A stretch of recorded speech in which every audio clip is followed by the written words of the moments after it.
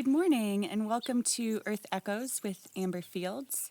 I am Amber Fields, and today I'd like to do something a little bit different from what I've been doing with these recordings, and that is speak about myself and why I've decided to start making these videos, because I know that some of you may or may not be wondering about that. I believe that words are very powerful and that speaking them out loud imbues them with even more energy. So I've decided to take this opportunity to speak powerful words out loud online for other people to help get those energies out into the world and those ideas. And it's also really beneficial for me to be saying these things out loud because it helps to change my own life and my own thoughts and ideas and what I bring into my life. I also believe that we create our world through what we focus on. And what we pay attention to is how we grow our world around us. So by speaking powerful words out loud and with intention, we can influence our reality. And I love to influence reality. I also understand that not everybody can take the time or has the opportunity to get out into nature. And that's why I'm focused on recording as many of these videos as possible outside, just to offer more beauty and life to the sterile and often depressing internet environment. As a child and throughout my life, I've had a vision of heaven on earth, and it's always the Garden of Eden, but instead of me being born of man's rib or being exiled for eating an apple, I am a steward and a co-creator in this vision. And I am. This site right here used to be a huge mine.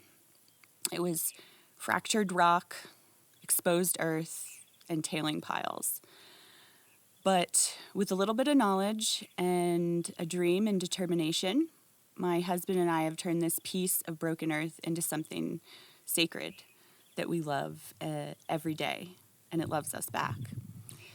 Something we're proud of, and something that's reciprocal. Because when we love the earth, she does love us back.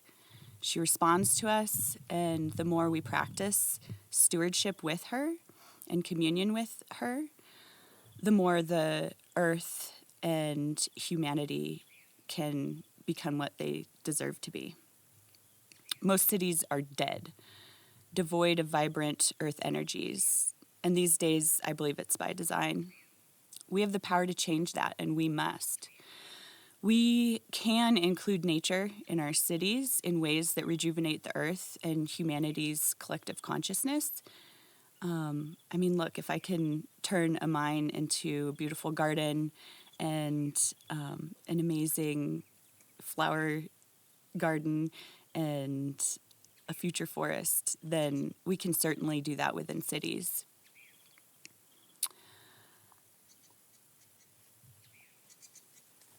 I'm here again in front of this beautiful elder tree. I've done a few recordings out here.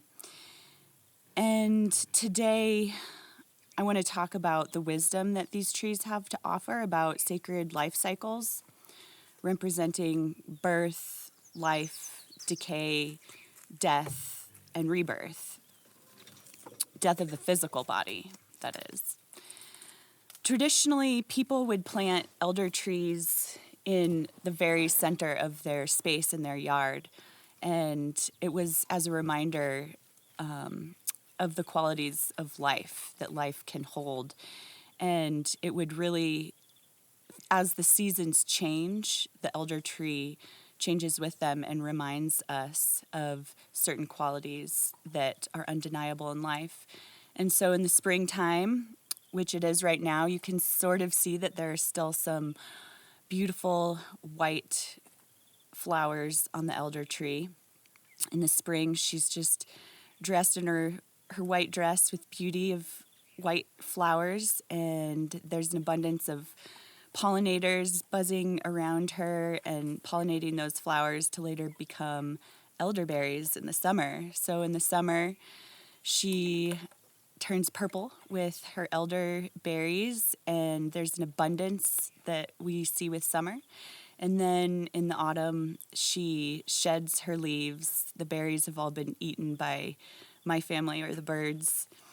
And she turns yellow and sheds her leaves and starts to decay. And then in the wintertime, that represents death. And she's naked and she looks dead, but she's just gone dormant for the winter to then be reborn again the next spring. And so the tree represents the wildness of life and being an animal in this life, which we are, being an animal on the earth, represents its beauty as well as the harsh realities of life. And when we accept life for what it is and recognize its true potential, we can open limitless possibilities. We are not here to be owned and controlled by the forces of evil. We are here to burn them to the ground with our strength, our love, and our fearless presence. Because the divine spark inside of me cannot be destroyed, and neither can the divine spark inside of you. So let's buck the systems and remember what it means to truly love the earth. When we are open to her and the earth reveals her secrets, they really are beyond our wildest dreams. So I think we all need a little bit more nature in our lives, and I am happy to be able to bring that to the frantic world that we live in today. Every little bit of beauty makes a difference, and so if these recordings resonate with you, please like, share, and subscribe, and help me grow this YouTube channel. Thank you.